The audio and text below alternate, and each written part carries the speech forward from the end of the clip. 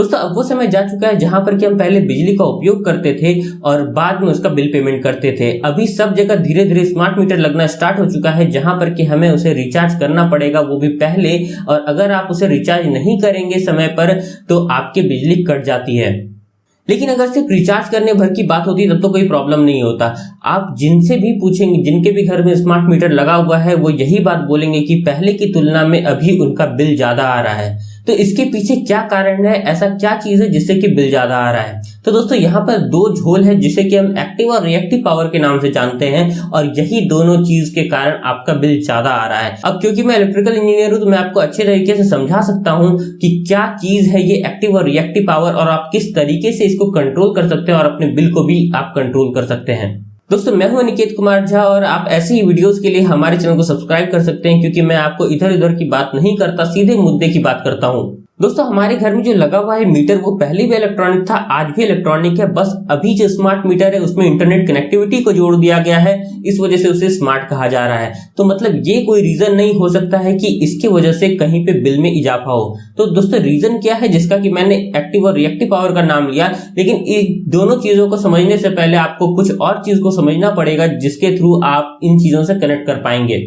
दोस्तों हम जो बिजली यूज करते हैं उसे आमतौर पर हम जो जानते हैं उसमें दो ही चीज होता है, जो कि वोल्टेज होता है और करंट होता है। वोल्टेज जो कि 220 से 230 के रेंज के आसपास होना चाहिए, और करंट जो कि आपका जो भी अप्लायंसेस जो चल रहा है वो कितना करंट कंज्यूम कर रहा है वो उस हिसाब से आपका होता है।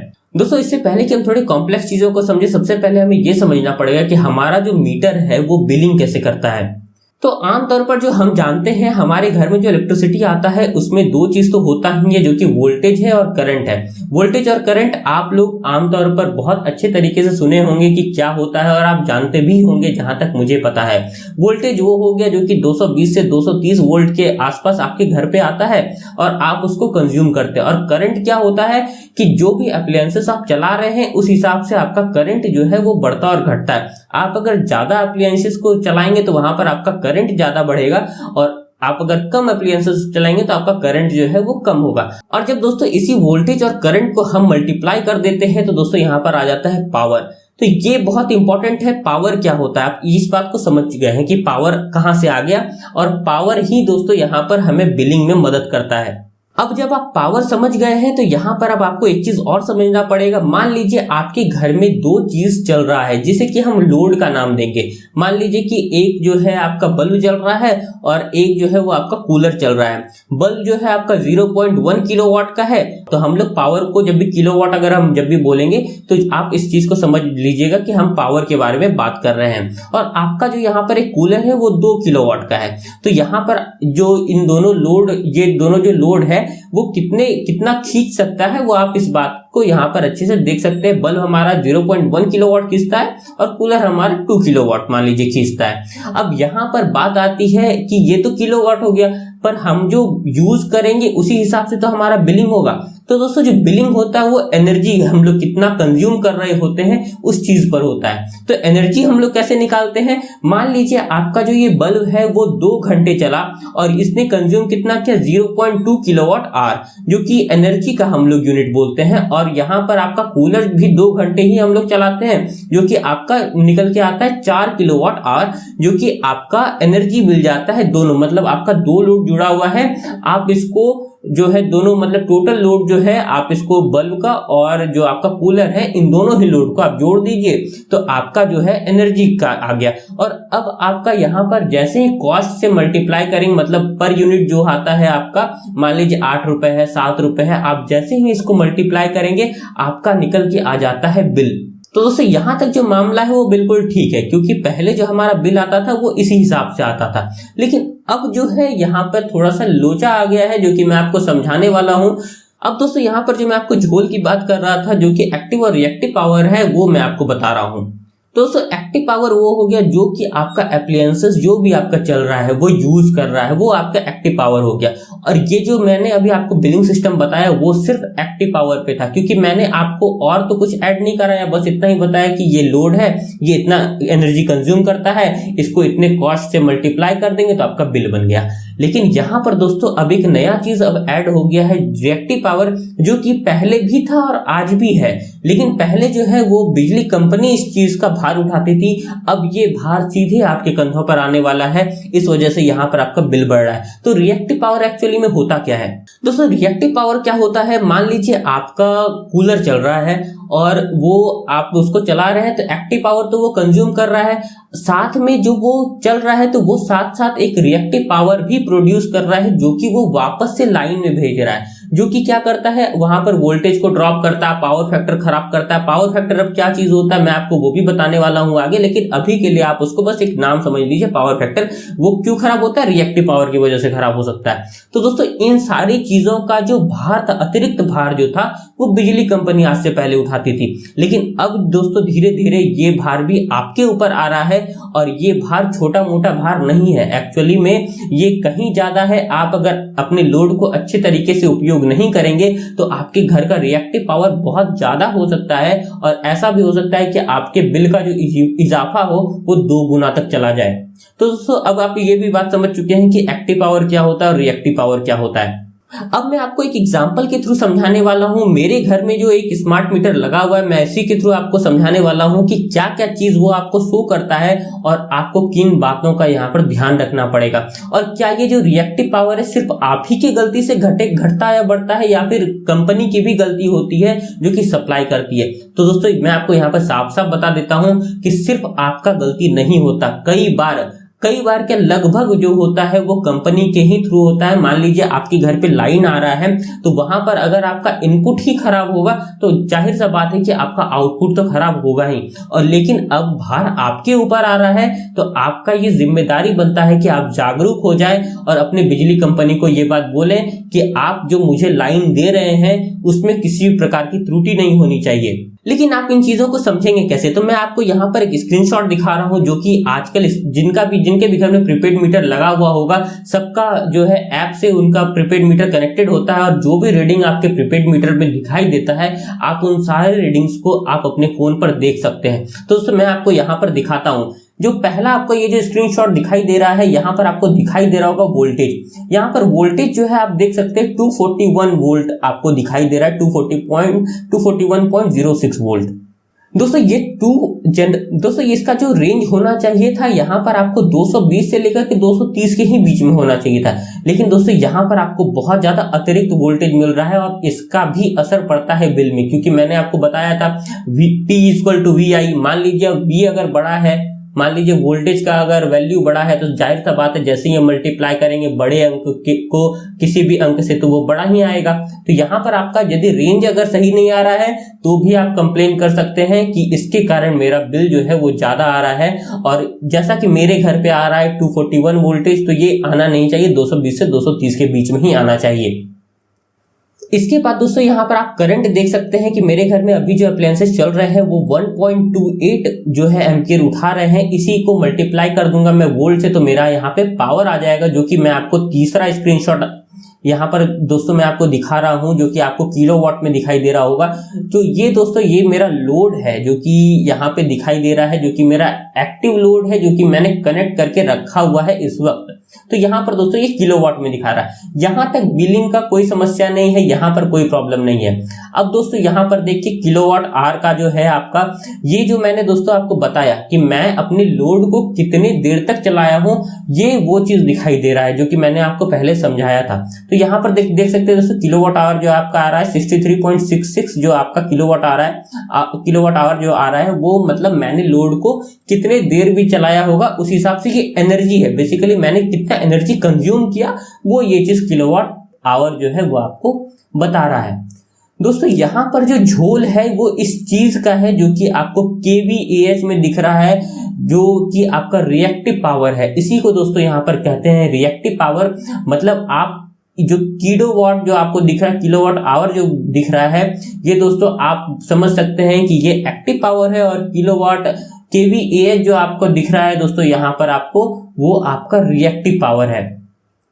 अब रिएक्टिव पावर का भी जो आपका बिलिंग होता है वो सेम तरीके से होता है। मान लीजिए रिएक्टिव पावर है, उसका भी 66.6 यदि है तो उसको भी कॉस्ट से मल्टीप्लाई किया जाएगा और आपके बिल में वो ऐड कर दिया जाएगा।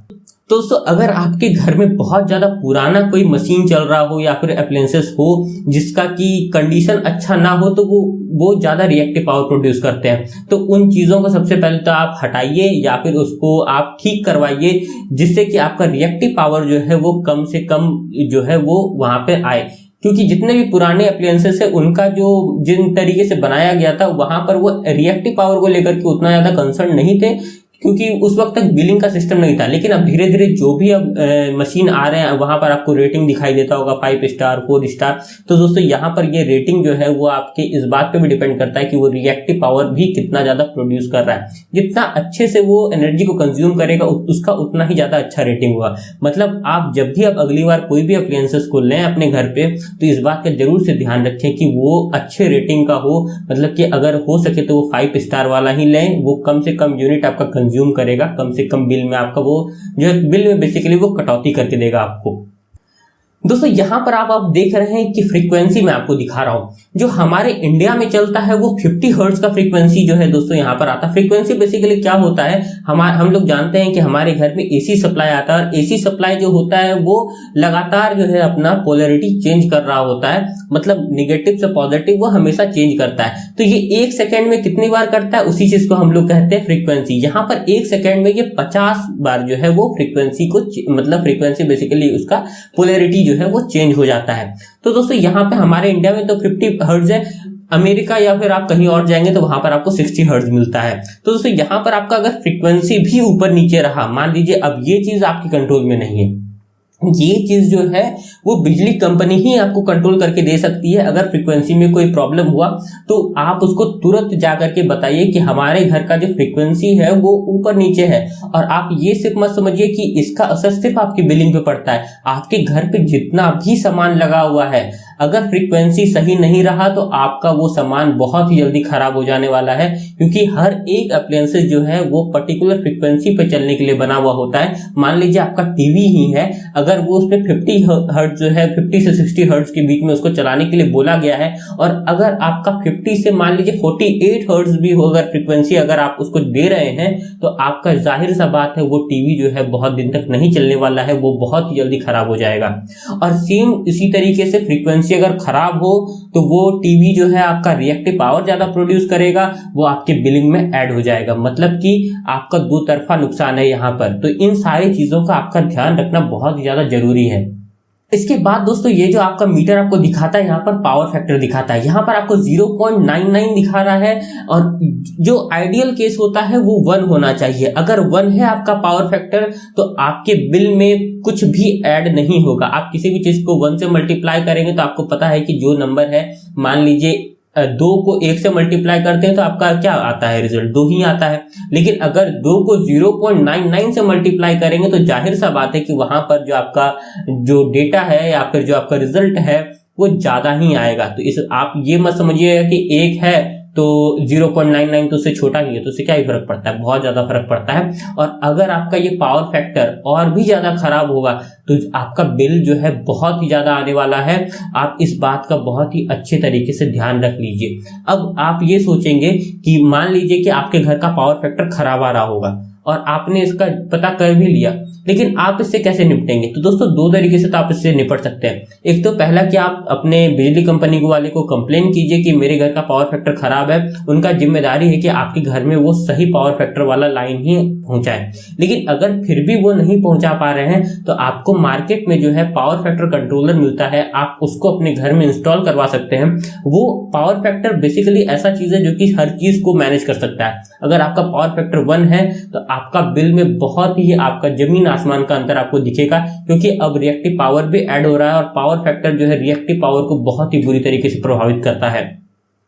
तो दोस्तों अगर आप इन बातों का ध्यान रखिएगा तो जाहिर सा बात है कि आपका जो बिल है वो कम आएगा। और आप इन चीजों को लेकर के थोड़े अब जागरूक हो जाइए कि क्योंकि अब सरकार जो है अब बहुत सारी चीज का भार आप ही के ऊपर देने लग गई है। तो अगर आप इन सारी चीजों को नहीं जानेंगे और इन सारी चीजों को ऐसे ही छोड़ देंगे और पुराने तरीके के रवैये को अपनाए रखेंगे तो आपका बहुत ही ज्यादा नुकसान होने वाला है। इसलिए मुझे लगा कि ये वीडियो बनाना बहुत ही ज्यादा जरूरी है, क्योंकि बहुत सारे लोग हैं जो इन सारी चीजों को नहीं जानते या फिर मतलब कैसे जानेंगे आखिर वो इन चीज़ों को पढ़ेंगे तब तो, क्योंकि हर कोई तो हमें 10 तक या फिर जहाँ तक हम फिजिक्स पढ़ते हैं वहाँ तक तो हमें ये सब चीज़ नहीं बताया जाता। अगर बताया भी जाता है तो हम लोग उसको उस वक्त बहुत ज़्यादा ध्यान से नहीं पढ़ रहे होते हैं। तो दोस्तों अब ये वीडियो आप अपने लोगों तक शेयर कर सकते हैं और आप इसके थ्रू जागरूक कर सकते हैं अपने किसी भी, क्योंकि सबके घर में ये मीटर लगने वाला है, तो आप अपने फैमिली वालों को इस चीज़ के थ्रू जागरूक कर सकते हैं कि आप किस तरीके से अपने अब बिलिंग को कम करिए। क्योंकि अगर आप इसी तरीके से अपने रवैये को चेंज नहीं करेंगे तो दोस्तों बहुत ही ज़्यादा नुकसान होने वाला है और बाद में आप सिर्फ सर ही पकड़ेंगे कि क्या ये स्मार्ट मीटर लग गया है, क्या लग गया है, समझ नहीं आ रहा, जबकि उनका भी कोई गलती नहीं है, वो भी सही काम कर रहे हैं। लेकिन दोस्तों अंत में नुकसान तो हमारा ही है, तो बेहतर है कि हम पहले ही सजग हो जाएं और अपने इन चीज़ों में बदलाव लेते आएँ और अपने कुछ चीज़ों को अगर हम जान लेंगे तो हमें उसको सुधारना ज़्यादा आसान हो जाता है। तो दोस्तों आज के इस वीडियो में फिलहाल के लिए इतना ही। बताइएगा आप कमेंट में कि आपको ये वीडियो कैसा लगा, और अगर आपको ऐसे ही वीडियोस आगे भी चाहिए तो जरूर से चैनल को सब्सक्राइब करके जाइएगा। दोस्तों मिलते हैं किसी और वीडियो में, तब तक के लिए गुड बाय।